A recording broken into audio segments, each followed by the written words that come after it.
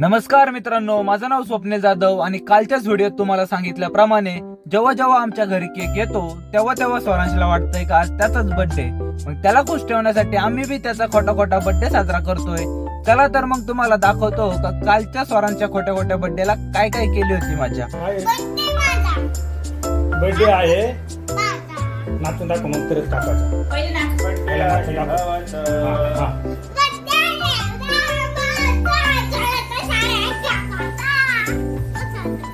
कोण कोण आले बर्थडे?